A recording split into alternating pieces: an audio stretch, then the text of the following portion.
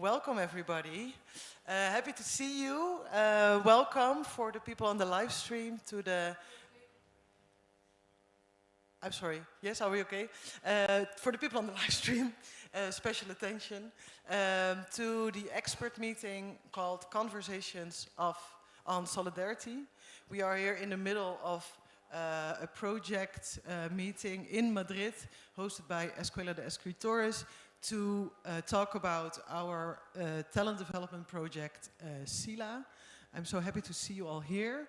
We are going to talk a lot about solidarity today. But first, maybe introduction of myself for the people who are here or online who don't know me.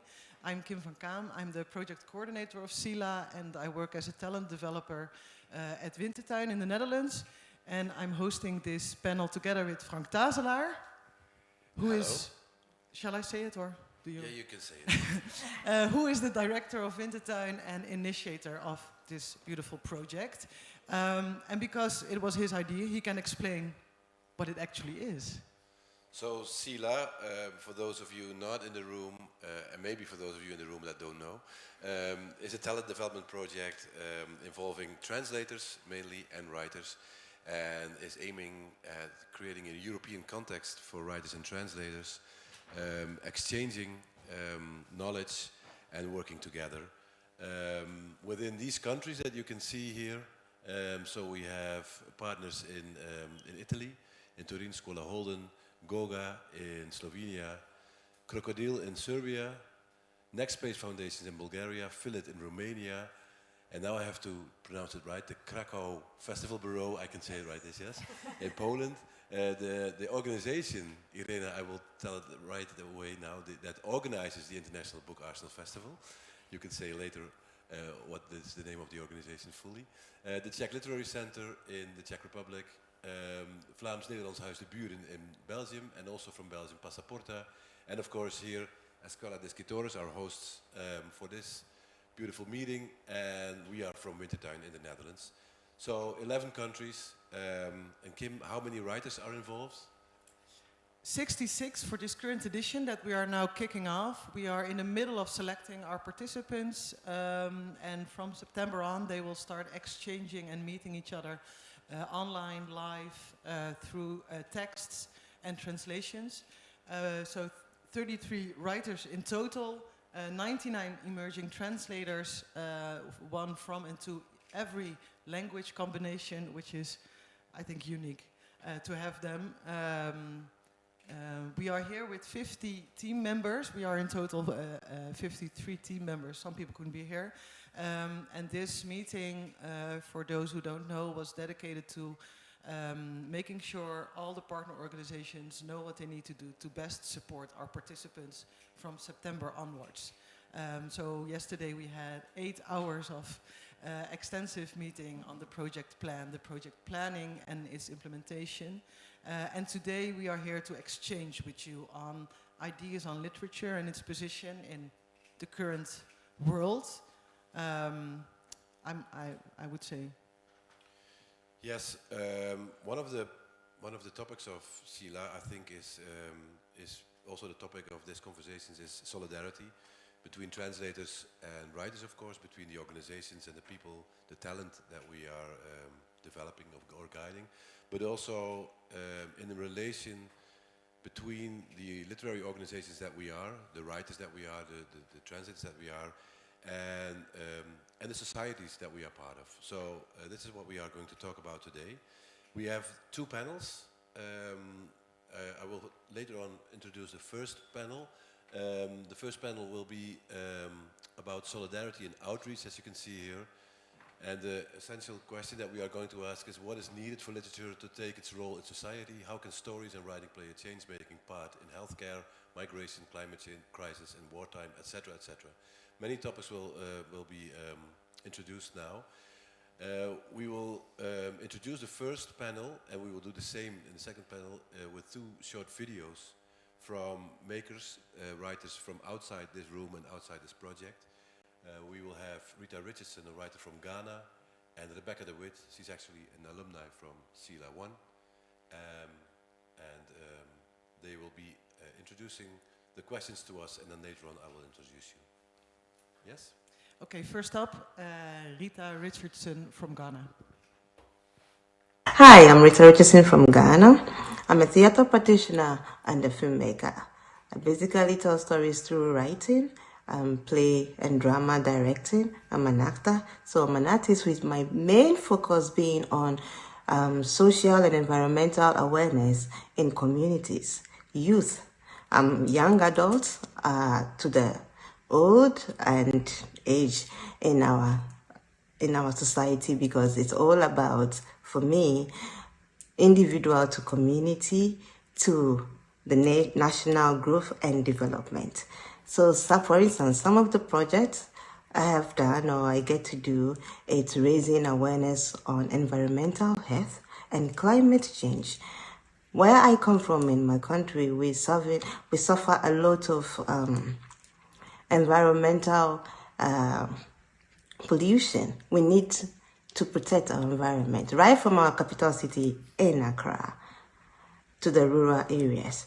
We have human negativity activities polluting our streets all the way to the water bodies. We dump waste materials in the street. If you come to Accra, you'll see it in many places that you marvel at, wow, what is going on? The beaches now are not safe to swim in.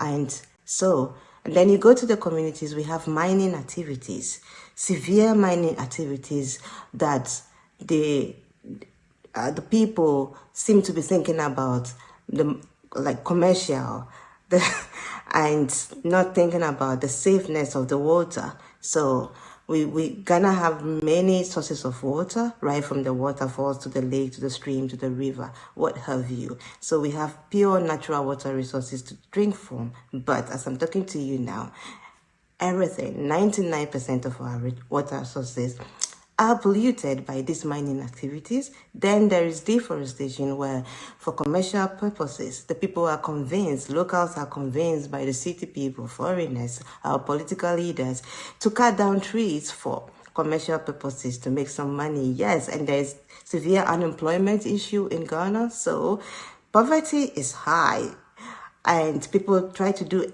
everything or anything possible for survival. So we cut down the trees. Yes, we need it, but we don't plant new ones. So we had projects. For instance, our last project, a recent project, had been on planting trees and saving our waters, and it was a success. We had workshops right through schools, basic and senior high schools, to have them see the relevance of saving our planet, protecting our natural resources, green vegetation, and our waters. And it was a success that the students pledged to become environmental activists. And then the locals, fishermen, farmers, and even illiterate become, at the end of the day, join the community to help save our planet. Now, as a writer, as an artist, who at the same time, with the focus or the priority to use my work for activism, I am hoping that I have others out there like me. So my question to you, writers all over the world and wherever you are, is that how do you as writers contribute to social, community, and environmental well-being for the people and for the world we live in? Thank you. So that was Rita. We'll get back to her during the panel. Next, we're going to listen to Rebecca de Wit. It's only audio, so you can relax and close your eyes maybe a bit. Her book, Declaration of Dependence, was only just recently published in Spanish in February. So check it out if you're curious. And she was an alumna of CELA 1. Good evening, everybody. My name is Rebecca de Wit. I'm a writer and a theater maker from the Netherlands. I also participated in the first CELA edition many years ago. And Kim van Kaam asked me to reflect on the central questions for the first panel. So what is needed for literature to take its essential role in society? How can stories and writing play a change-making part in healthcare, climate crisis, migration? Well, to answer this question, I think, first of all, to differentiate between stories and language on one side and literature on the other side. I think for stories and language already play a change-making part in migration, healthcare, climate crisis. I mean, it is stories that legitimizes the way we deal with the migration crisis. It is stories that legitimizes the way we deal with the planet, and it is also stories and language we need to move back or move away from these stories, these paradigms. So they are an essential part because they represent our values, and it is values that legitimize or delegitimize certain actions in the world. Why I think it is important to differentiate between literature and stories and language is because of the way literature is produced. So publishing houses and how we represent writers, and what I think is problematic in the way we represent writers at the moment in the media, or how writers represent themselves, is that they are always splendid individuals with individual splendid minds, and it's also the way publishing houses put their writers in the market. It's one big story of individualism, and if there's one thing that we need at the moment, it's solidarity. And if there's one story that attacked solidarity, it's individualism. So I think we need to reframe the profession of how we put a writer in the market, or how we represent what writing is, because you cannot write without the community, without language, which is per definition made in an ecosystem. There's no meaning to language if it's not for a community. So, but this ecosystem is always left out when we represent writers. And I think this is one of the great things about the CELA project, that has so much more ecosystem into its representation, because the translators are also so much part of what writing is. And for as a writer, this was also very, very important, that you could be in solidarity with the content and the book together, instead of having to be an individual writer with your individual idea. I thought this was very verademing. Maybe someone can translate that for me. So this presents you, I guess, with a difficult question, because you are going to put writers into the market and put pictures of them in folders, and it's in these little things that we sort of retell the story of individualism. And I think it's a very productive problem. Because it's about this, we need to change the story of who we are as humans, because we are far more like dependent in our ideas and the way we are on each other than we want to believe. So, is there a way in which you, as literature producers, can think of other ways of representing writers other than as splendid individuals? Okay, good luck. Thank you so much, Rebecca. So these are the two questions and more questions, I think, that we are going to try to talk about with this panel. Maybe you can introduce yourselves a little bit further than I will shortly mention your name. So, Ella, what are you doing in your organization? Can you just explain a little bit? Yes. Can you hear me well? Because I'm not having mic, so I'm always insecure. But I can see heads nodding. Should I introduce myself and tell the best practice, or just introduction round? Maybe that's a good idea. We were talking before, when we talk about these questions that Rita was putting forward, and also Rebecca, of course, do we have best practices that we think of? So maybe that's a good idea to start with a best practice. Yeah, so I work for the Krakow Festival Office, which is a municipal institution based in Krakow, of course, as the name says. And this institution is responsible for culture in the city. And one of the most important pillars of this institution is being responsible for Krakow UNESCO City of Literature program. Because we are part of the UNESCO Creative Cities Network, which means that we put particular focus on literature and we put it in our politics and future development. And I'm telling this because it's one crucial point for answering the question of solidarity in general, because our mission and our goal is to build a sustainable program for the whole year, not only festivals, not only events, but we're responsible for long-term programs and strategizing, which is, I guess, important when you want to really build a basis for solidarity and you want to build your audience to be involved and to be included not only in participating and receiving, but also in building the program. So what we do on daily basis is trying to involve as many partners as possible and build our program in a very sustainable and inclusive way.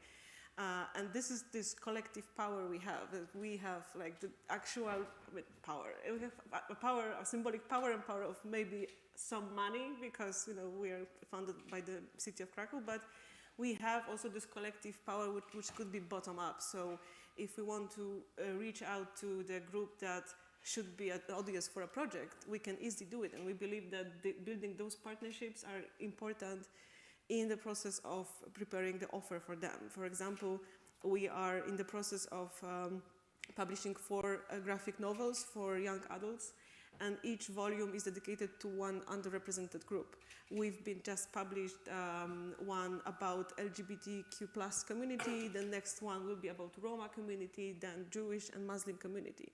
And what we do in this project is, instead of just hiring an artist and hiring a writer, what we do is making a process of social consultations. So we invite young people and we ask them, what are your problems for today and for this moment? What would you like to see in this graphic novel?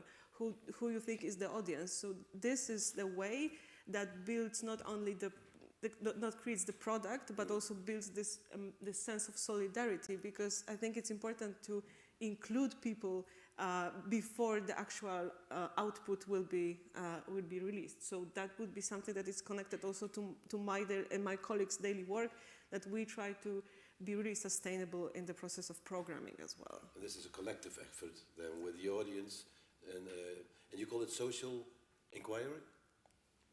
You mean the process? With consultations? Consultations, yeah, okay. And everyone is a participant, yeah. Right? Yeah, also the audience. This is an interesting answer. First, go at the answer to the question of Rebecca. Thank you. Denise, what is your role in your organization, and do you have a best practice? Yes, I'm a cultural producer at Wintertown. I work in the impact department, and what that means, I work with people that doesn't have actually a place in a podium, so on a stage. Yeah, so we work with a group of people that are not really visible or that do not get a voice. So we work with people with a migrant background. We work with elderly people. Yeah, and we do projects to give these people a place to say what they want to say. So one of our projects is the Schrijverplatz. So this is a project of 10 workshops. So they come together, there are people who are learning Dutch, and they write stories. And we publish these stories in a book, and we release this book, and we do a presentation. So they really feel as writers. So they are really doing something to give back to the community. And thinking about the question of Rita, I found quite interesting when she said that what the writers can do. And I think what writers can do is to work closely to the community, listen to what the community needs. And this is what we also try to do in this project, because we invite the writers that are in our development program. So they come to the workshops and they teach these amateur writers how to write. So the writer is not only busy with writing his own book, but he's also in the community doing this kind of social projects.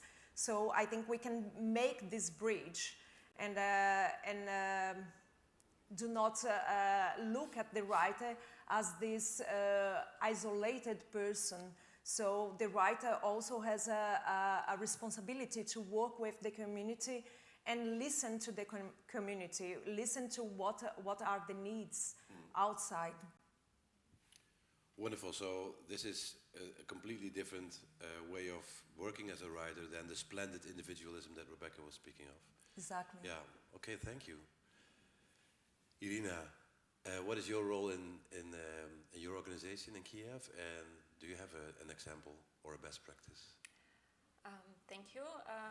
I'm a head of fundraising department at the cultural institution Mistecki Arsenal, which is located in Kyiv, and we do different programming, which is also about contemporary art exhibitions and heritage culture exhibitions, and we organize a book festival every year when it is possible. So this year in May 30th will be the next edition. We are getting ready for this, and here I would like to mention that I'm coming from. I'm taking these questions from a little bit wider context, and I would say that we not specifically work with translators or writers directly. However, we do similar project as Denise mentioned when we organize a contest for teenagers who are invited to write an essay on a specific subject, and we publish all of the essays on our website. And last year it was also published in print. The top short list was translated into English and published in print, and it was used as a tool in a way to provide an art therapy effect or instrument for teenagers who are processing trauma, being in war and maybe being abroad away from their parent, or returning back missing their friends. And it's like also nurturing writers within the community. We didn't limit the applicants. They could apply from wherever they are in the world, and we were very excited to see the feedback from those who were in Kyiv and who came to the launch of the book. For them it was just a huge motivation, and because this project also is followed with the educational program on creative writing, and we invited from Britain speakers who are writers who shared their experience. It was a very emotional but also I feel like a beneficial project. But here I also would like to really quickly mention and jump into a wider context, because we now are in a war, and solidarity is also about the support from within. And here I would like to mention the way we felt supported from the very first day on February 24th, 2022. It was the first day when the Vilnius Book Fair has its opening, and on that day they immediately changed their programming by highlighting Ukrainian participants, by drawing media attention to what is going on, and within 3 days they together with other professionals from the Baltic countries, they issued a call to other book fairs, especially leading book fairs like Leipzig or Frankfurter Buchmesse, Bologna Children's Book Fair, to seize any contacts with Russian artists or institutions. And within a week we felt 12 fairs and festivals responded condemning whatever Russia was doing. Within a little few more weeks, maybe 26 directors of the festivals supported this letter, and this is not very common in other sectors or areas, for example, like classical music, operas and everything. In the literary book sector, it was really very, felt a huge support, and that was very important for the Ukrainians overall, and for book industry professionals as well, to feel that support. Wonderful. I think Rebecca was talking about splendid individualism, but this is another part of the story, of course. As I listened to the three examples that you gave and the way you work, and I think you already mentioned the word emotional. There is this word that we cannot or hardly translate. In English it's very well put, I think, emotional labor. When you work with communities, when you work outside the commercial field, but as you mentioned, Denise, with the underrepresented as you do, you have to have a different strategy than you would have just representing a writer. But there are also obstacles in this, of course. This is not something that you do easily. Can you share with us some experiences that you have when it comes to this emotional labor that you have to put in your work, and what are the obstacles when it comes to creating solidarity from our art or from our business? That's a tricky question, but I guess my first guess would be that we are our own obstacles, because it's really easy to feel comfortable with doing anything because it's something which is appreciated right now, but it doesn't really make a difference. So it's really, really hard to spot the gap between doing a meaningful thing for the community, which really answers the needs of the community, and doing something only for the sake of doing something. And it's really hard to find balance, because the main goal should be to really help people underrepresented, or to build a community or solidarity. And it's easy to just, drift away to the just being happy with doing anything because we feel like doing something. So that is something that maybe is not a popular opinion, but I guess we should be all aware of this. So we have to, somehow map the needs. Yes. And this means, talking about emotional labor, being in contact. Yeah. So not thinking maybe from our business, from the writing itself, but maybe reversing it and start with listening. Is that? Yes, and being more like a servant, or like people who are responsible for answering the really existent needs, rather than making up ideas and coming up with the projects that are satisfying mostly for us, and they help us feel confident and comfortable with doing something for the underrepresented group. I guess the dialogue and just thinking about the others is the crucial point of this. But then we have, as Rebecca, I have to repeat it because it's so well found, the splendid individualism, which I think is well connected to this whole concept of genius of the author. Denise, how do you cope with this? Because you work with writers, and we all know that the writers have something to say, but you have to make them listen, or at least you try. Yes. What is your experience in this?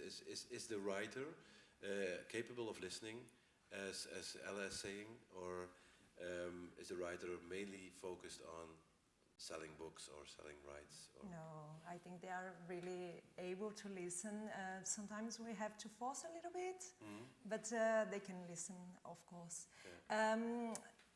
I would describe the way that we work a little bit chaotic. So for people who like rules, I would say that impact projects are not your place, because it's really, you don't know what's gonna happen the next day. So to begin with, you have to be available 24 hours a day, because sometimes the participants of this kind of projects, they're gonna send you a message in the middle of the night, because this is the time that they have. And they won't wait until the next day to get an answer, because they have an urgency to live, to do things, because most of the time they come from a really difficult situation. So you have really to be open to them. And our methodology with the Schrijverkplaats is basically, as you were saying before, in the first session, we don't have a plan. We go there, we have an introduction round, and we listen. We ask what you want to do. And sometimes they just look at us and say, oh, we were waiting for a lesson. But no, we are not here to give you a Dutch lesson, but we are here really to hearing from you what you want to write. It's a column, it's an article, what do you want to talk about? It's about your feelings, it's about what is happening in your country, it's about art, what is about? And we're just listening. And Can I ask why it is important that literary artistic organizations like Wintertuin, like Boekers, like all here take that responsibility and that position? Because I believe that we are here to tell stories, and the stories are in society, are with people. If you don't talk to people, you don't have the stories. And I think literature exists to make a difference in life, to project futures, to imagine what can happen. Literature is there to make change. And you can only make change in society. So for me, there is no way to separate these two things. So literature, histories, they are connected to people. And you can only do that if you are involved in community projects. And also, So, if I might add something to this, also there is almost no one to step in and take this role. I mean, or maybe just a few actors in this field, because we have the market, the publishing market, which is obviously focused on completely different aspects. Yeah. We have authors and translators that might not have enough power and not have enough, courage to do it. And we are like publicly funded mostly, so we have to. This is our mission. This is our role. Yeah. So we are we've been created to be this in between broker and those institutions that speak out and take responsibility for something which is valuable, important, and we just we feel this gap in a way, and this is just our role. So this is natural for us. And I can imagine it's also quite demanding, right? As you say, the market is on one hand very differently organized. We deal with the writers and the translators, and we deal with the society, as you mentioned it. What is needed? What kind of competences, Irina, do you think that we need to be able to fulfill this role, as you say, as a broker between all these dimensions in our field? What are the competencies that we need? Can you reflect on that? Perhaps one of the main would be the willingness to understand the other side and accommodate with what they need and listen, because sometimes it feels like you receive offers from the person or the organization who didn't learn or research the question or the context, and it may at some point seems inappropriate. Yeah. For example, inviting a Ukrainian public figure or artist or whoever on a panel with the Russians speaking or Russian artists, which is totally inappropriate at the time of the genocidal war, which is still going on. And these writers whose stories we want to hear, we know that they are right now on the front line, many of them, and many of them already so we have a list of them, and in this situation you cannot it's like someone didn't do their homework or learned what is going on, what is the deep root of the situation, and offering this it might be inappropriate. But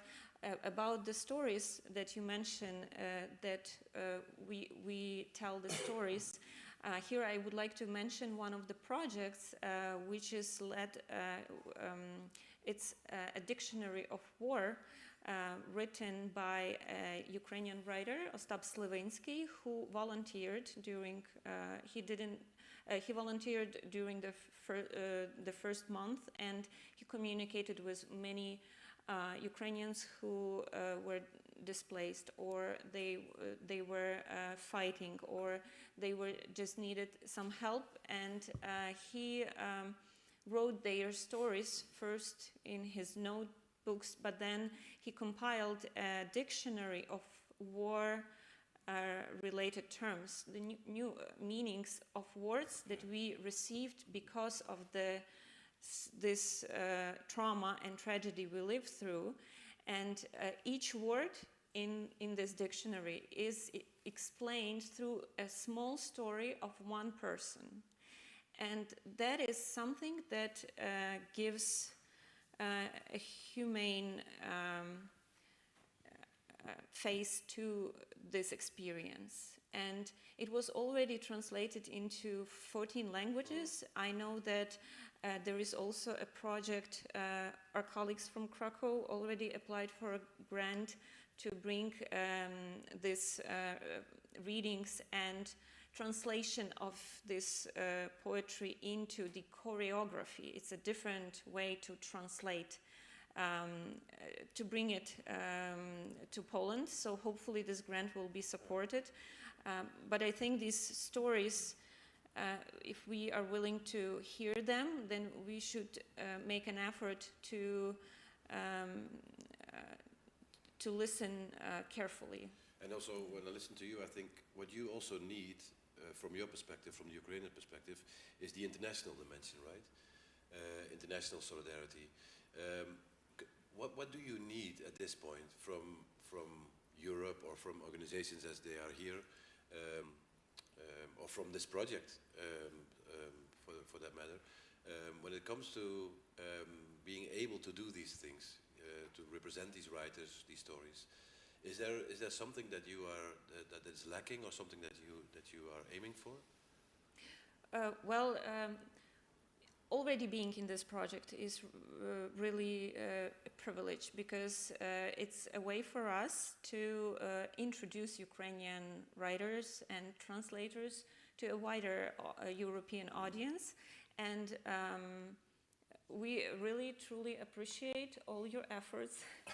And that's not just for a good word, but you helped us to go through this process of administration very much, and being not very strict to specific rules, but being flexible that is what maybe every organization would need if they go into the international partnership, because right now many Ukrainians were forced to leave the country. There is lack of workforce, especially in cultural institutions. It is not that much well paid as, for example, positions in a humanitarian organizations, international, that would come to Ukraine and also would compete with cultural centers and museums and festivals for expert labor. And so helping to lessen the burden of administration within the project and having these projects together, this is a huge support, but also understanding that this lack of workforce and it adds more pressure on the staff. So sometimes maybe the partnership would not be the best case in your programming. Perhaps you can engage Ukrainians who are already present in your country and who can play a role of an ambassador for their culture and present it to the local communities. And that would be also a way to integrate them into the community and vice versa. That's a good point. Ala, you have a lot of Ukrainian refugees in your city. Do you see possibilities for cooperations like this? Definitely, because we've been having a significant Ukrainian community for years in Krakow. Obviously, for 2 years, it's even larger. And because it's not only a physical closeness, but also cultural closeness and a bit of language closeness. So we try to develop all the possible partnerships that we can.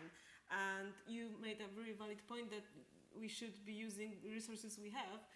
That's why, for example, we have a bookstore run by Ukrainian NGO, and this is our daily partner to reach out to ask about any recommendations, advice, to get them to know our programs.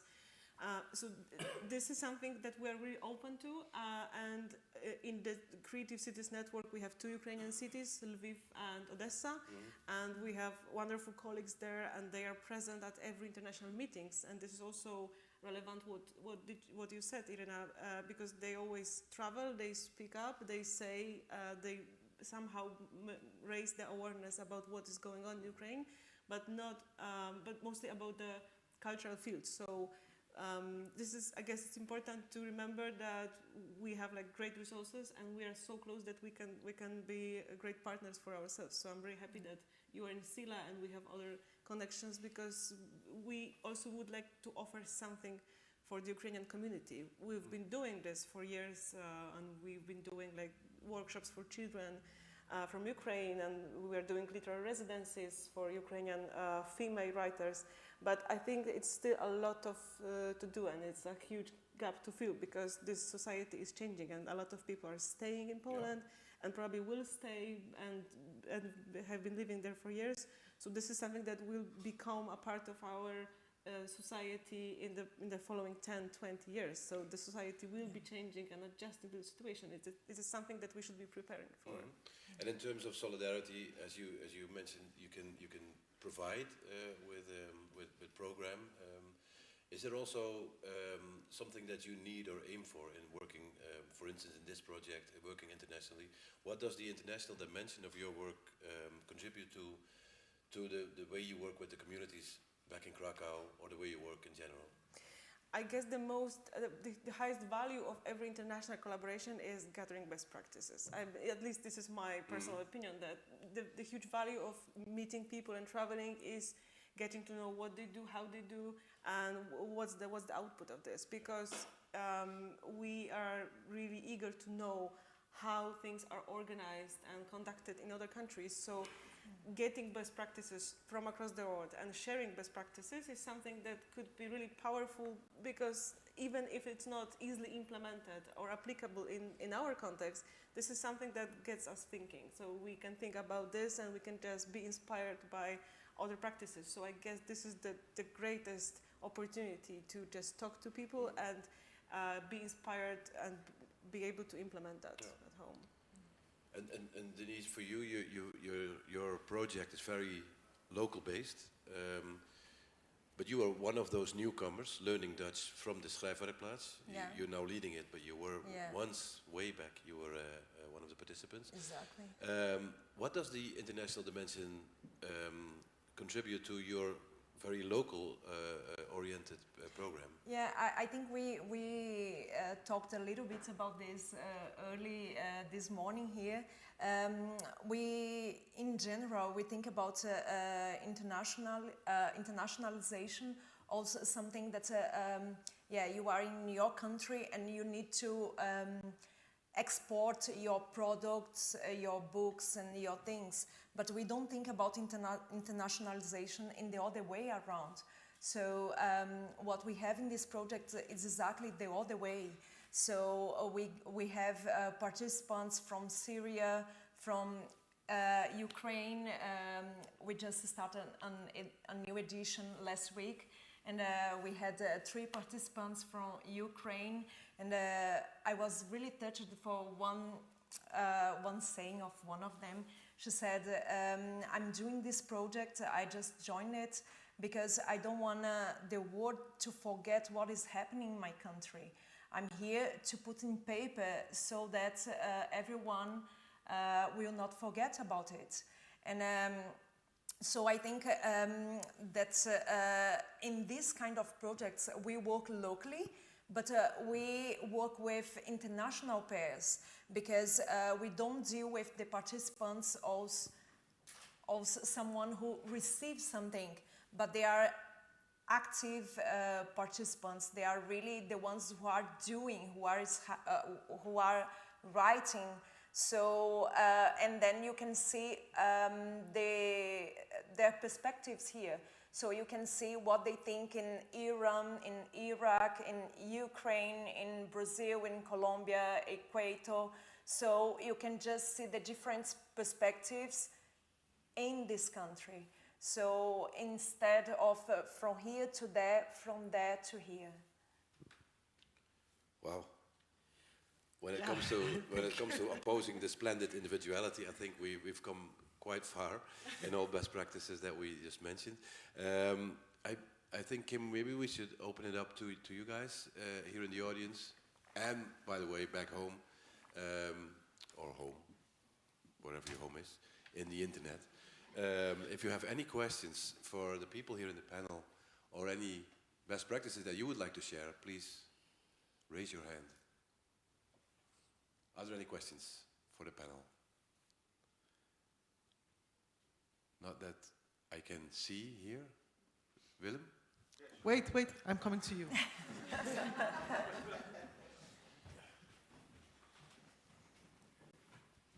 Thanks. Hi, I'm Willem from the Buren. I was wondering, all 3 of you talk about societal projects and a lot of impact on communities. I'm also interested in literary form. So can you maybe say something about how these interactions change the forms in which the artists work?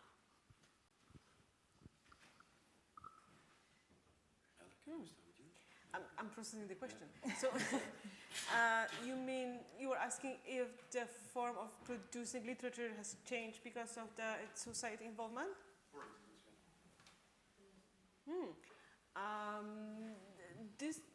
This is interesting because I haven't reflected on that. So that would be really, ad hoc answer.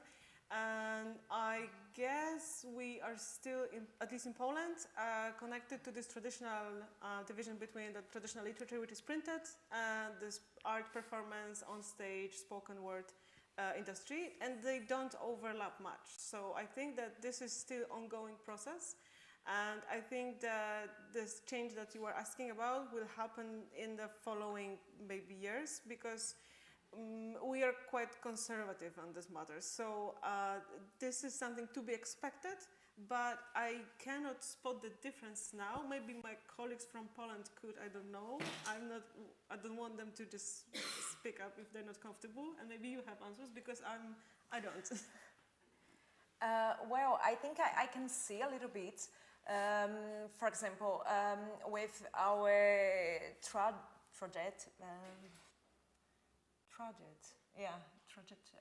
Ontwikkeltraject. Trajectory? Development programs. Yeah, the development programs, yes. What we do there is exactly trying to make the writers work in other fields, so work with the community. And I think this gives them other perspectives.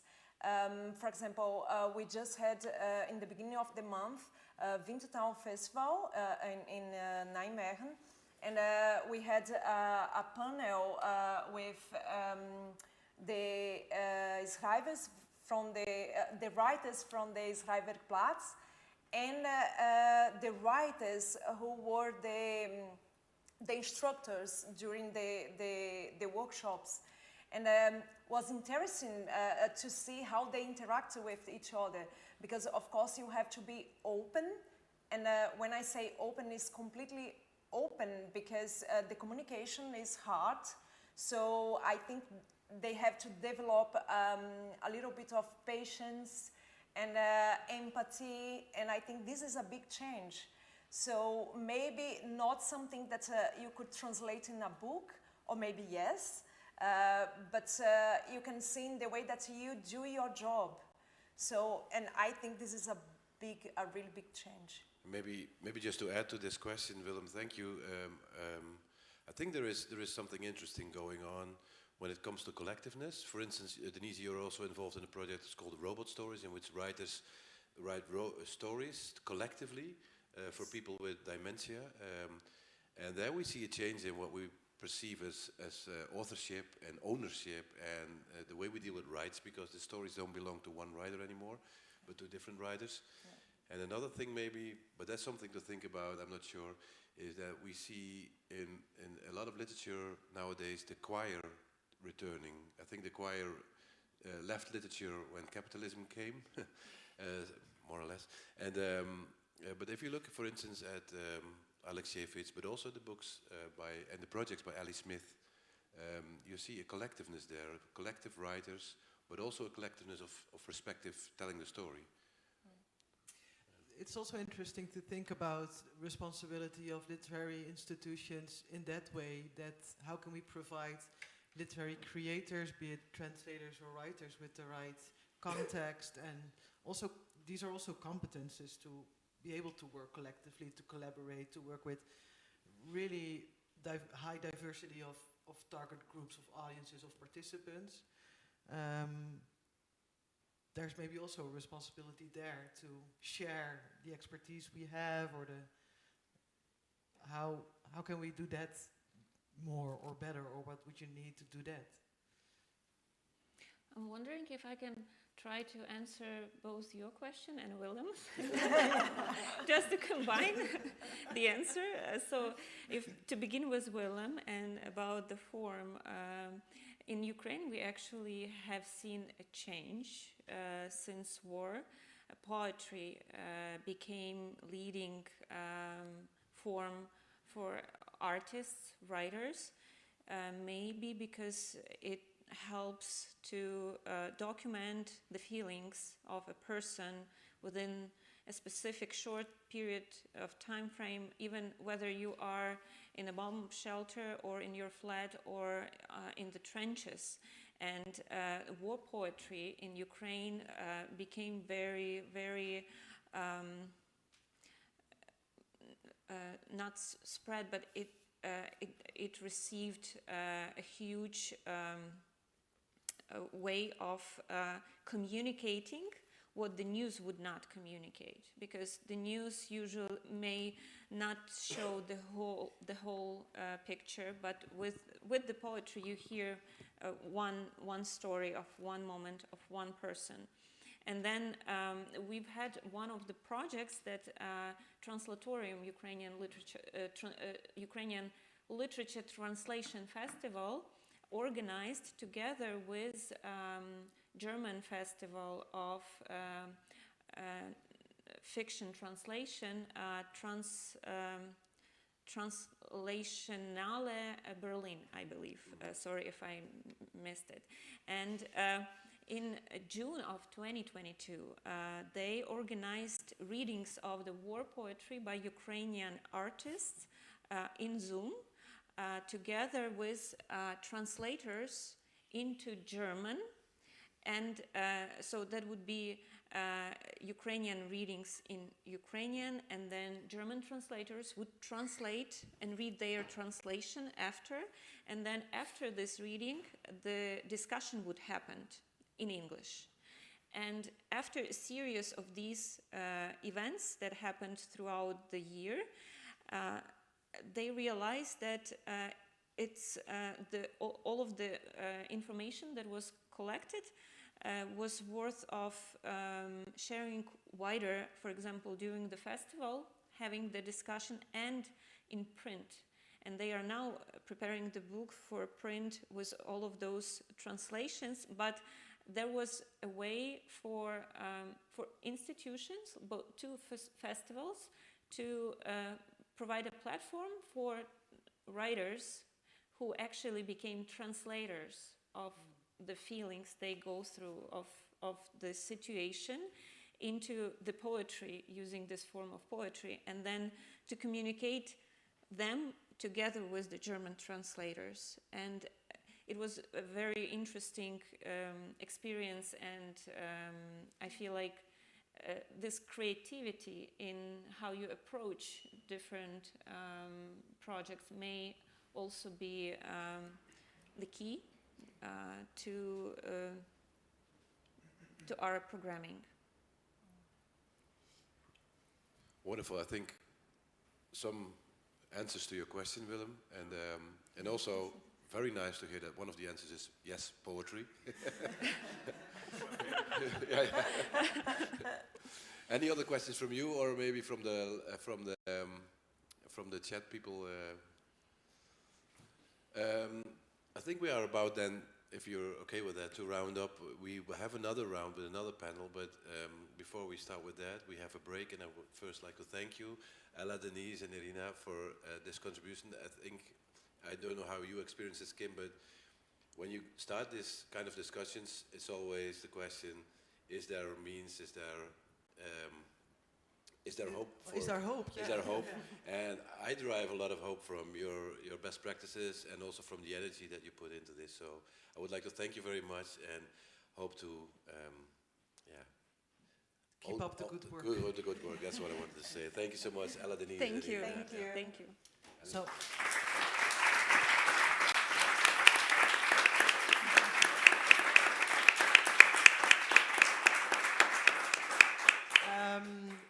We can go for a quick break, 5 minutes, to change up for the next panel here, and see you back in 5. Thank you. Thank you so much, guys. Yeah. Thank you.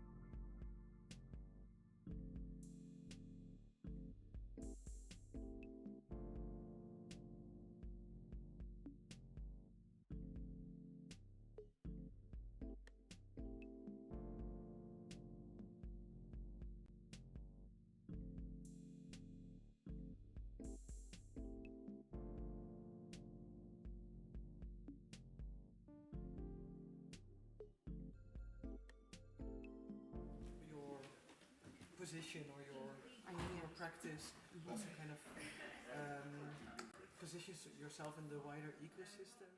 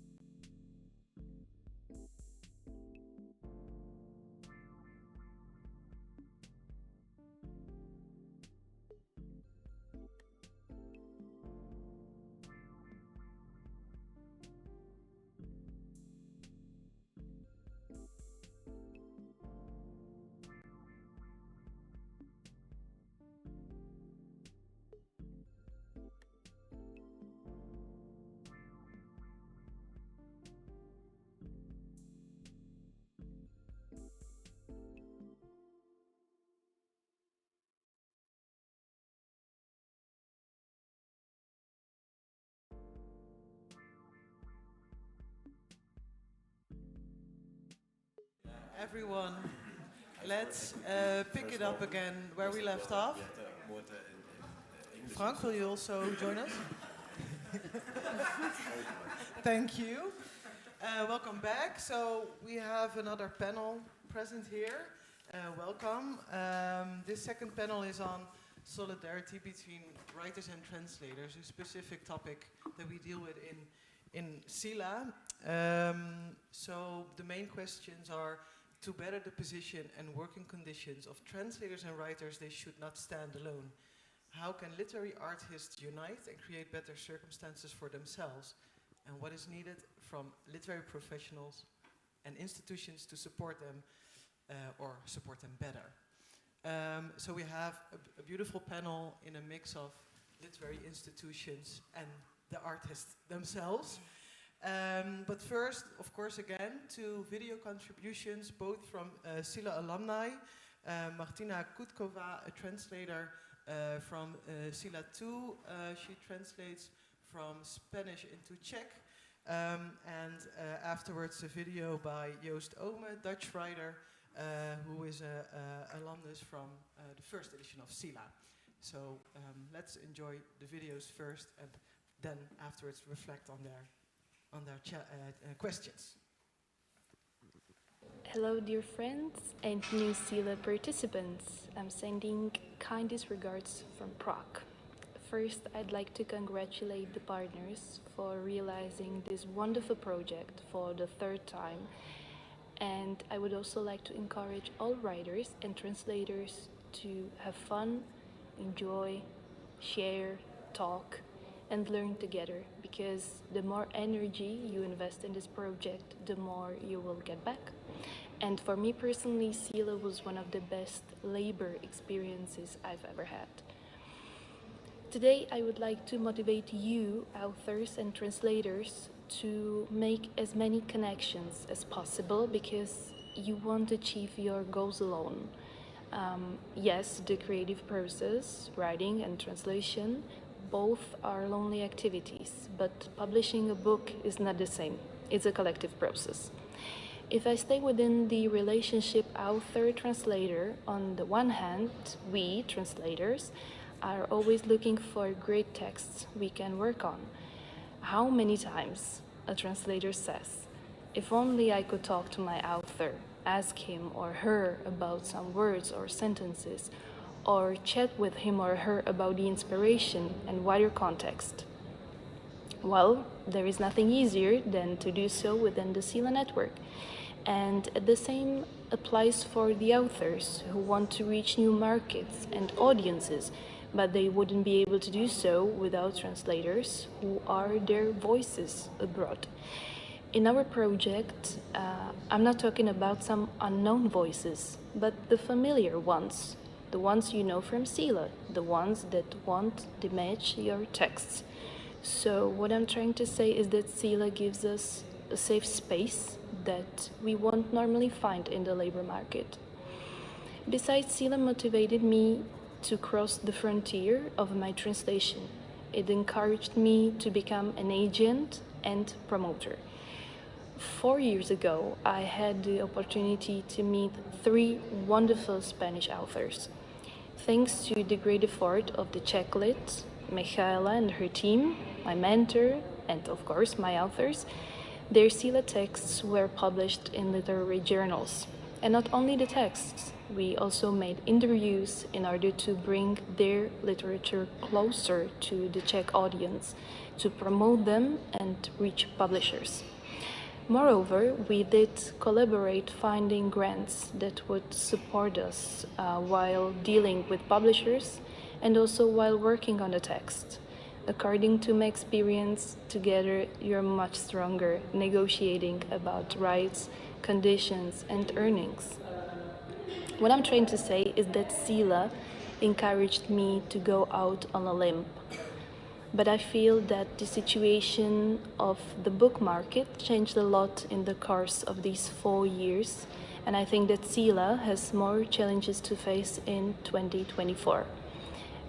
Let me share with you, literary professionals, one observation of mine and bring up some food for thought.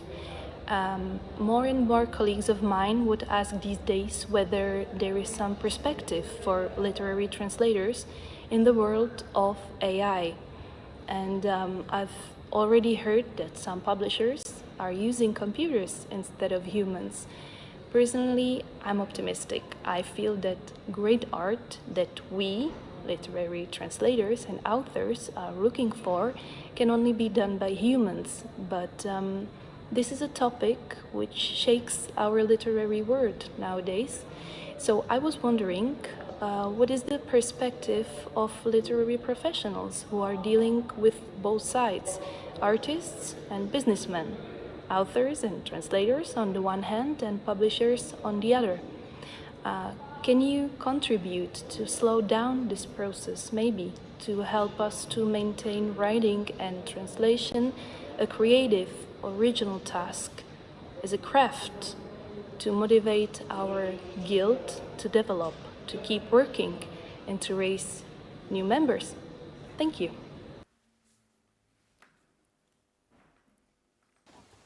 Hello, dear people of CELA. I can see you, of course, but I'm very happy that you can see me during one of the most special events of the year in Europe, the CELA expert meeting in Madrid.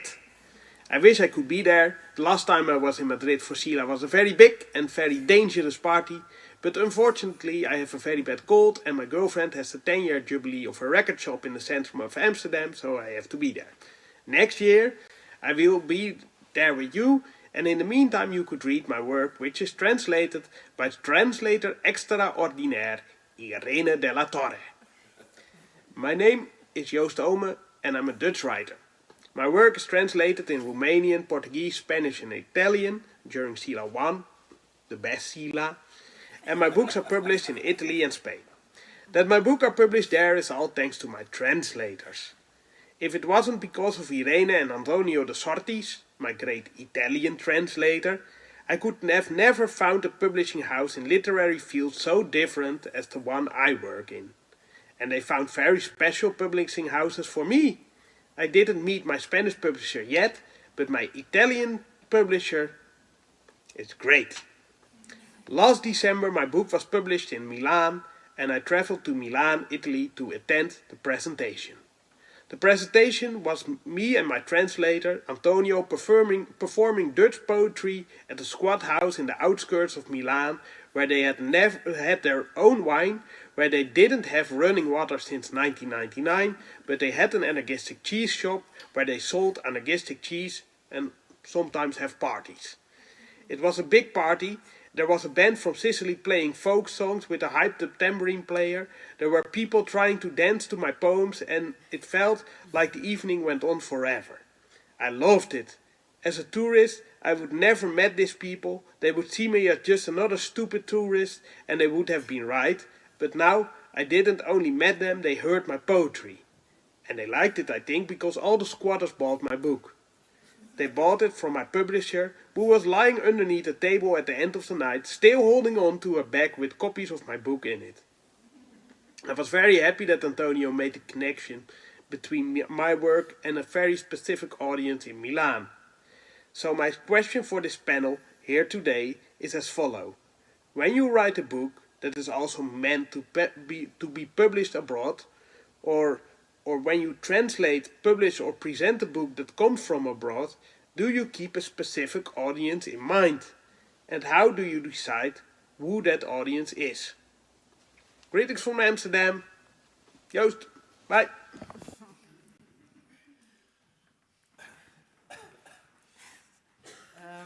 So thank you, Martina and Joost, who may be watching. So we're going to talk about these interesting questions with this panel, and I will shortly introduce you, and then maybe you can say something about your practice and how you position yourselves in this literary ecosystem that we are all part of, and what are the specific challenges that you face in that position. Maybe to start with the translator extraordinaire Joost mentions in the video, Irene de la Torre, who is a CELA 1 alumna and a translator from Dutch into Spanish. Yeah, thank you so much for inviting me. If Joost is seeing me, thank you for the words. I'm also very proud of being part of CELA 1. and to translate the best CELA and to translate Joe Stallman, of course. Well, I'm a Dutch to Spanish translator, and I normally work with publishers. They send me the book, but for me the best is to find people like Joe Stallman or Simone or Lotte, my authors from CELA 1, whom I know, so I know why they write how they write. Like I just translated Joe's book, and in some parts I was imagining me being Jost in Spanish, and what would I say? And if I don't know Jost, I don't know what would I say in Spanish being Jost. So I think it's very, very important, this friendship actually, because we are good friends.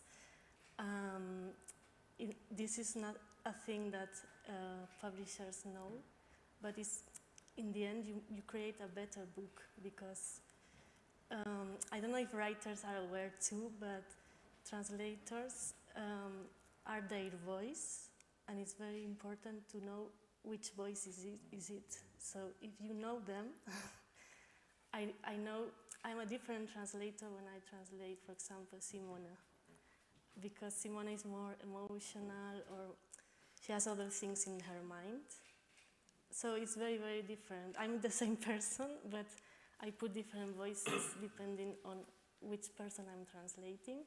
And I think CELA is very, very good for this, because you don't, I mean, when a publisher gives you a book, you can write an email to the author, maybe, because it's not always, but an email is very, very, very cold, like you don't know them. I was translating a book also recently, and I was 4 hours with the author, but we were talking about a lot of things, like our relationships, whatever. We were not talking about the book, so. And then when I translate her, I know why she's putting this word, because we know each other. So I think it's very, very important to have this connection. Thank you. Yeah, beautiful. Thank you. And next to you is actually a publisher who could maybe reflect. Silvia Bardelas, I'm really happy to have you here. You are part of publishing house De Conates, who is the publisher of Rebecca's book, which we heard in the first panel. Welcome. Maybe you can reflect a bit. Thank you very much for this event. Thank you, CELA and Escuela de Escritores. This event, I think, is very important for us, very interesting, because, bueno, I am here not like a typical publisher, because our publishing house is a publishing house focused on literary works, very literary works. I mean, we are not interested in marketplace. If the book sells, it's fantastic, but it's not our goal. So we need a lot of support for this. For example, the only support we have is for translation. Not all countries, just, for example, your country, or Germany, or France, but English countries don't collaborate with that.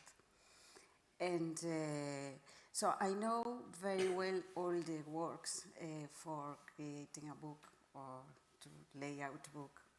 And I think my challenge is, first of all, to find unique voices, then to synchronize a lot of works around the book.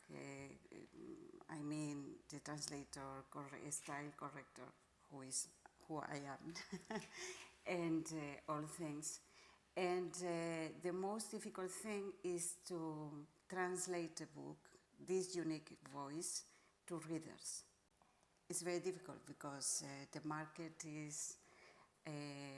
has only one goal, is to sell, and to sell is thrillers or themes, not community themes. I mean, not the themes you spoke before about the themes we need in the community. So the moda or the moda fashion. So the fashion themes. So we are out of there. And for me, it's very important organizations like CELA, because as a publisher, an agent, literary agent, is not very reliable because they want to sell the book. There is money in this process. And we prefer someone like a translator who can write a suitable file about the book, realistic review. That. So it's very important, these kind of things, that we can speak each other, because we don't know the language, and we know to speak with translator, who is the one who more know about the author and the work as well. So you signed the book of Rebecca through Guillermo? Yes, through Guillermo. Yeah, he wrote us. So the translator there is more than a translator for you. Yeah, of course. In fact, he is building the bridge between. Yeah, he was the one who convinced me about the book. Wonderful. Yeah. And do you also work with the translator to find the specific audiences that you are looking for, if you have these specific literary publications? Like Joost mentioned, like he reached this really specific audience for his book, also by the effort of the translators, because they know the voice. Yes, it's very important for the book to have a specific translator. Very, because if he can't translate the style, the tone, the voice, the book doesn't function. It doesn't make sense in other language. Mm-hmm. So for me, it's very important with translator. I don't know if you are, if you agree, to have a test. I mean, I think no, the translator has to write two pages, for example, and the editor has to consider if he or she is the suitable. Very, very interesting. I think a lot of points to readdress later, but first I want to say hi to the full panel. So here we have writer Natalia Garcia Freire, who is from Ecuador originally, but also former student from Escuela de Escritores, right? Welcome, Natalia. Tell us a bit about your practice. Well, first of all, thank you very much for this space.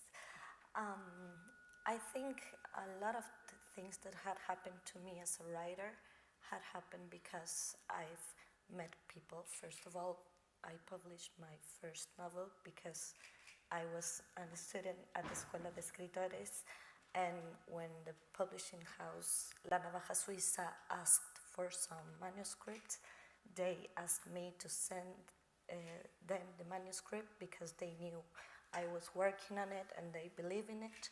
So it's all like a big product of connections, of meeting people. But I've also have one really special experience with a translator, with my English translator. His name is Victor Meadowcraft, and when I met him by email, I has just published my first novel. It was not supposed to be translated or anything. I mean, it was just out in Spain, and he read it because he had family in Ecuador, and he found it interesting. So we started exchanging emails, and he started working on the translation of the book without having a publishing house and without any expectations of the book. So we worked on it for like a year, translating all the book, talking a lot. We had a Zoom meeting. We were talking about different experiences on Ecuador. He was really interested in me as an Ecuadorian women writer from the mountains, but from the city, from my perspective as of the writing in my country. He was really interested in everything for translating that book. But a year later, I started working with a literary agency. And so when there was the opportunity to translate the book, to maybe have a publishing house in the US, I was really lucky because also my literary agent, she agreed with me that Victor has to be the translator.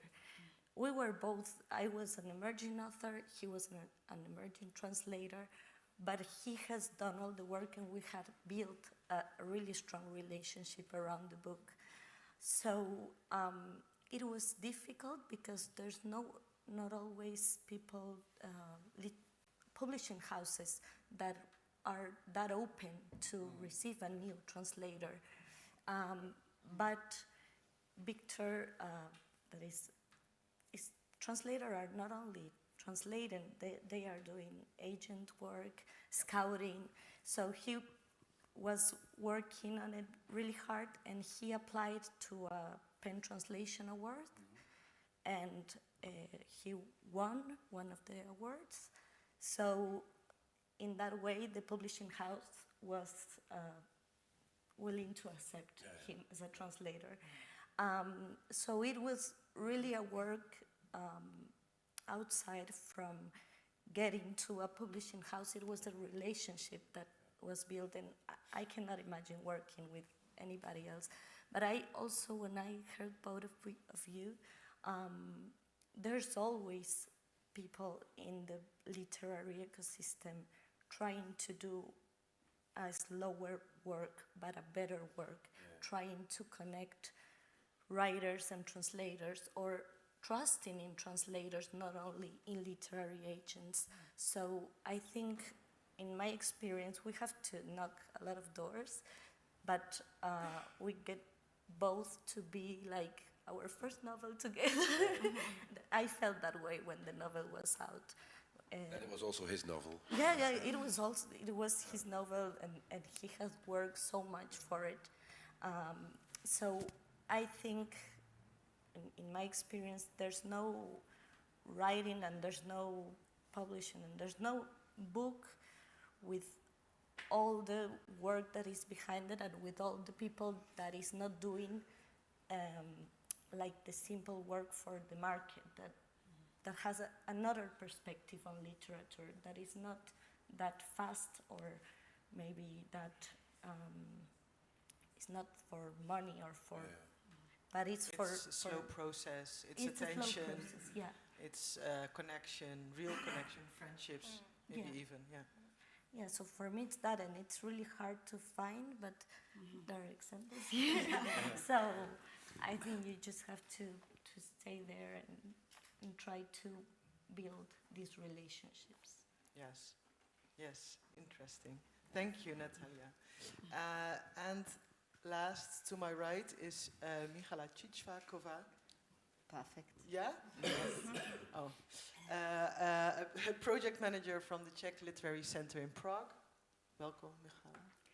Thank you for having me. So I do work for a literary center, a state-funded organization, and I am a middleman. I am actually a matchmaker between all the people here sitting behind the table. We actually have the literary so I'm maybe an invisible part of it, but I'm the lady, I would like to be the lady with the phone numbers. Yesterday we were talking that we are searching for people with phone numbers and email addresses to make those connections, to make the matchmaking. So I'm really happy that I'm in this mafia of invisible institutions that make it happen, because what we do, actually we do offer to the Czech authors residential stays abroad, but also at home, so they can work and earn some money. They do not have to be in normal professions, but they can really commit to the writing and they can do it in some free time. In the Czech Republic, you cannot earn money to be an author. I don't know how it's in Spain. So we have some money for the authors. We are providing residencies for the translators from the Czech language, so they can come and they can see what's new on the Czech market. We are having some money from the state for the foreign publishing houses. We are connecting them with the Czech ones. So it's really a matchmaking position. To answer maybe the question of Martina, what I know from my personal experience, you never achieve any connections with emails. You need to go with your bag and knock on the doors. That's what I'm doing, trying to make meetings at the book fairs with publishing houses, try to persuade them, try to find perfect matches between the translators and authors. And you need to know the people personally, to know the chemistry, even within the publishing houses and the authors. So you can never involve the artificial intelligence into it. You need the people. So is this something you deal with, Irene, AI and its possible implications on your profession? I can feel it in more commercial translations because I also do commercial translation for earning money, but for literature it's not possible for me. In my point of view, like how I see the work, what I said before, like the personal aspect, a machine cannot know or the author. So for me it's impossible, no. With translation of literature, no, it's not possible. And what you said about the book fairs, what I miss is our presence in the book fairs, actually.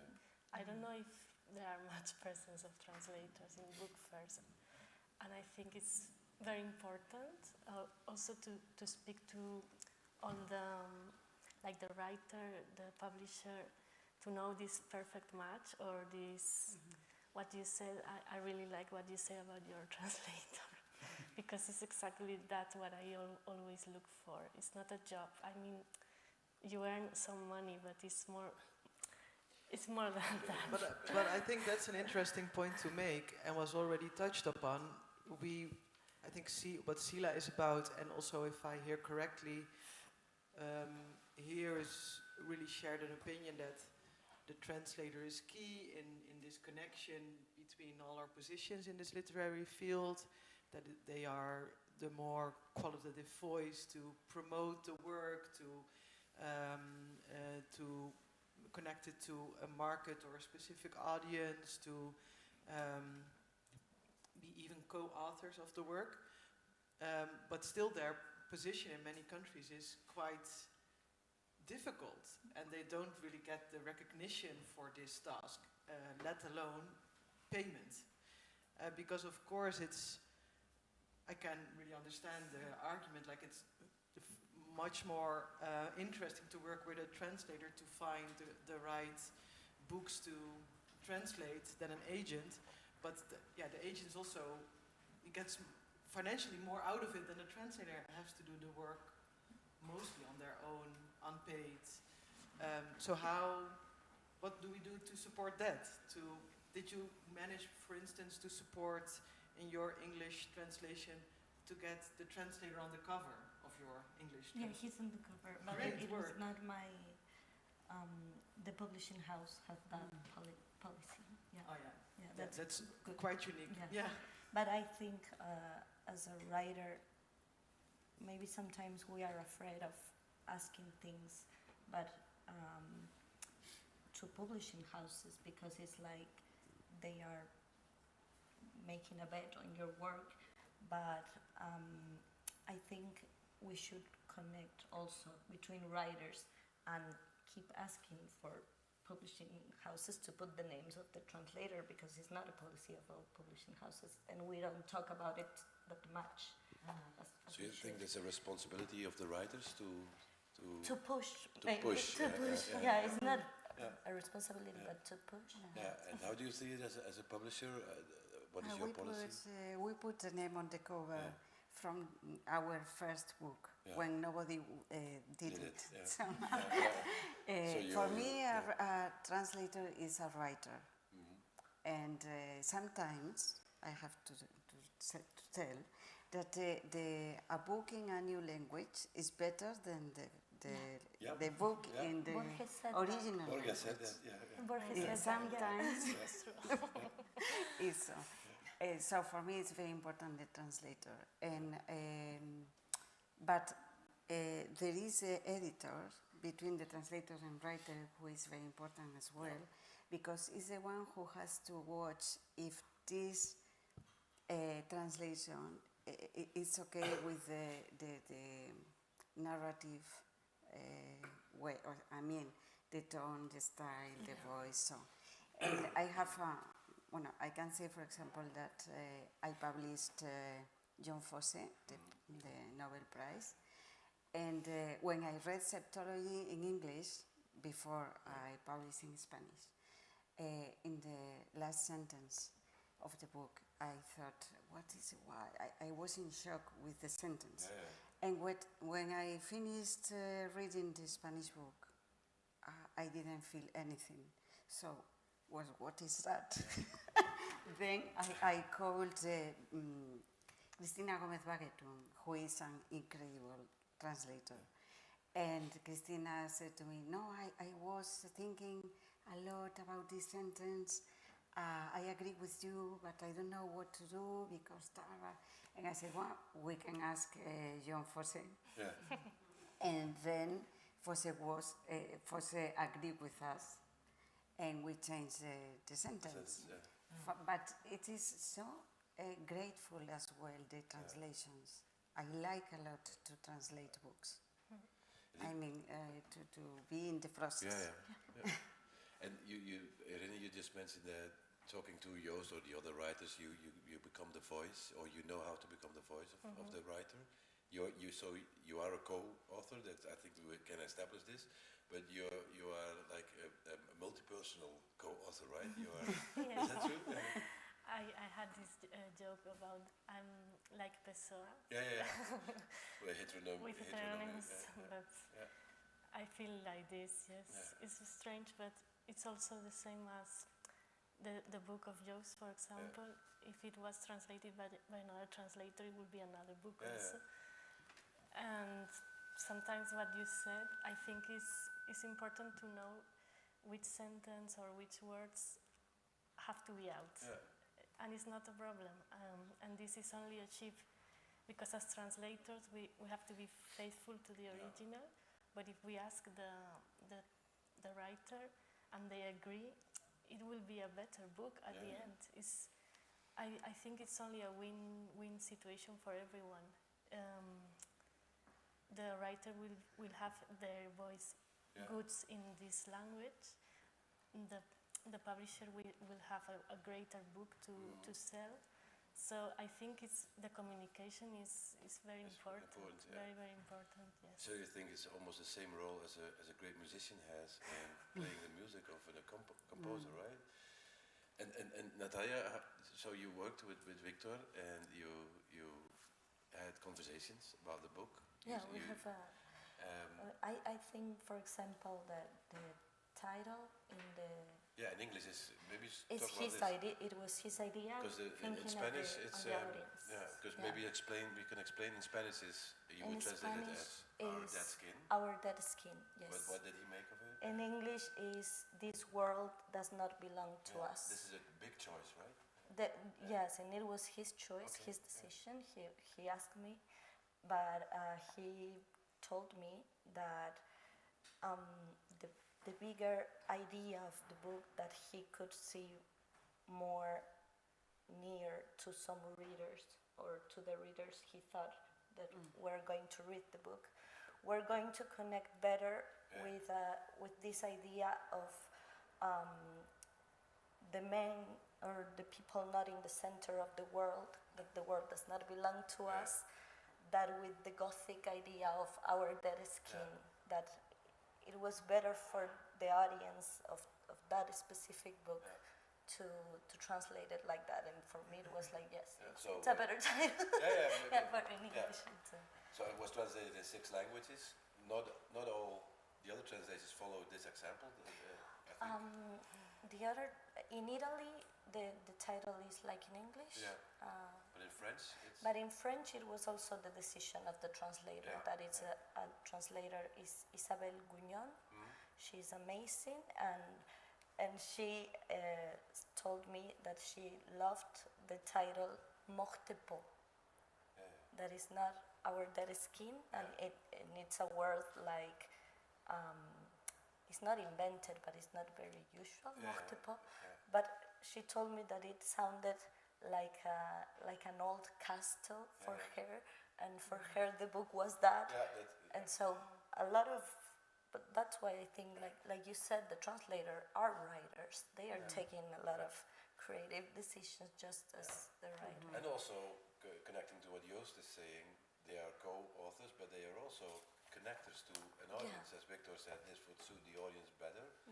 So they are not only, as we say, scouts and agents, but they're also marketeers, in a sense, right? Michala, I'm curious, you as working in a literary institution who promotes translation of literature, also tries to support it. How do you feel that institutions, but also maybe projects like CELA or other examples, to not only support like the individual projects, but really this exchange, which is, I guess, invaluable? For me, what we had was like really idealistic. I wish every books and every authors would perceive the same way as you do. Normally, what I encounter still is that the Czech authors, they really do not care who translated their books. They do not have any connections with them. The translators are appointed by publishing houses. They never sometimes come into touch. This is the normal routine. It's the quick pace of the literary market. So we heard that today by many meetings we need to slow down the whole process and give the writers and the translators the chance to meet each other and to discuss. So I'm the person who is trying to at least exchange the emails, maybe later on, because my job starts after the book is being published abroad.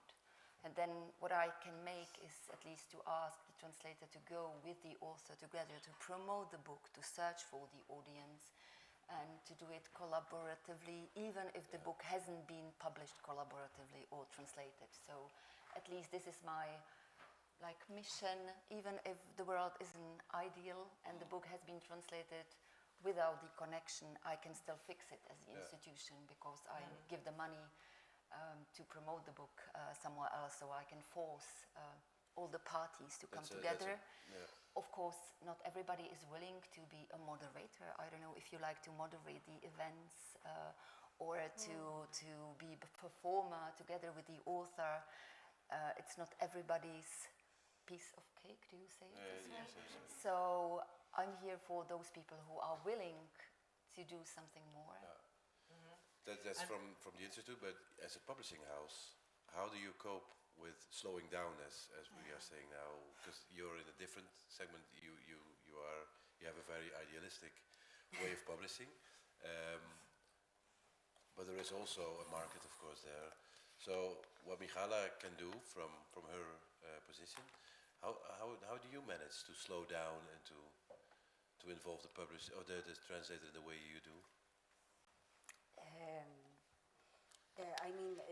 You know how to do with market at the end, or so there is a market at the end, right? So the choices that you make are artistic and are coming from this ideal of and it's very difficult it's difficult. So how do you cope? How do you manage? And can you afford to slow down? Yeah, the fault is, for example, we have John Fosse from since 2017, and we bought nothing, 200 books each year or something like that. So it was very difficult, and nobody wanted to help us. No booksellers, no critic, nothing. So, so this is a great example, because they thought that nobody wanted to read John Fosse. But suddenly, if he has the prize, everybody loves John Fosse, and they can't read it, and they love it. So they were wrong with this case. And, and with, but I mean, for example, it's very important reading clubs. Okay, yeah, because 20 people can read the same book, and I can go if they want, or the author can go, even the translator can go and speak with these people and help with the read. I think it's a very good thing. Also their connection, of course. Yes. So, are you connected to all the translators, Natalia, that translated your book? Most of them, but I haven't had a relationship with all of them. No, that's impossible. Mostly with the French translator, with Isabel, the Italian translator, Lara de la Vecchia, and the English translator. And I've recently met my Turkish translator, Süleyman Drogu.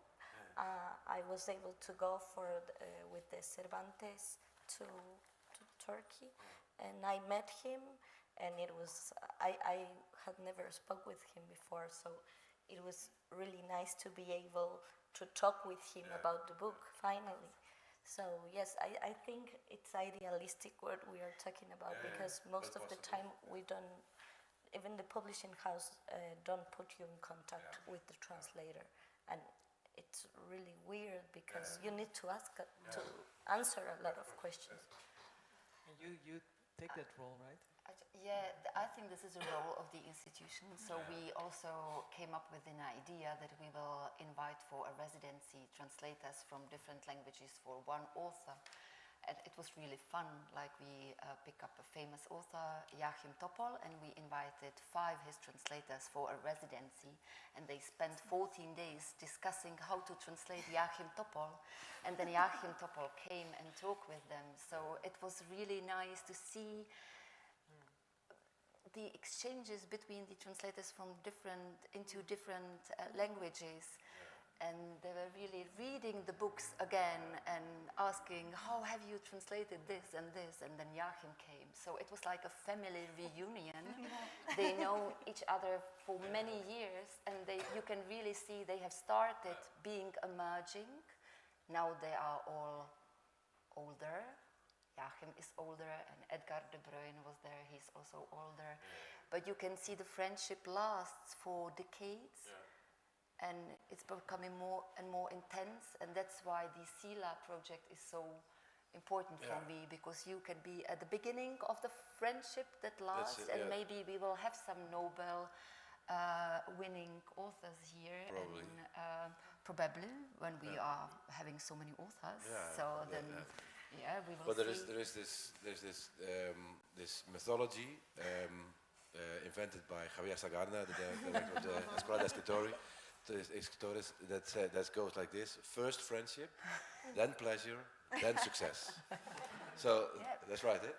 Well, I think it's really interesting to add that as an objective to foster these relationships, and friendship comes out of it, but the fostering and just being together, taking the time and slowing down is really interesting to integrate more in our everyday practice, but especially in our project. I want to turn to. I've just one question. No, we have to wrap up. Yeah, but one question: how it feels to think of yourself as Joost Omen in Spanish? It's very funny all day. I'm very happy. Are there any questions on the live stream or in the room? Ali? Otherwise, the Kim people is online, if bringing there the are any, microphone. cannot hear you. Yeah, it's a short question, but as a fan of Rebecca's work, I'm just wondering, Sylvia, how is it going? How is? How is it going? How is the reception of the book in Spanish? Of Rebecca. Oh, Rebecca, it's going very well. Slowly, but well. I think young people is very interested in it. And for example, I have a bookseller friend who's told me that he's going to have in the bookseller always 20 books long away, just for people, because he said to me, when they ask me about some light author, I'll give them this Rebecca. So I think slower, but very well. Anyone else? Questions from the audience here? Then we are going to wrap up, Kim. Thank you. Thank you. Well, thank you for this wonderful team, Irene, Sylvia, Natalia, and Michala. An applause for them.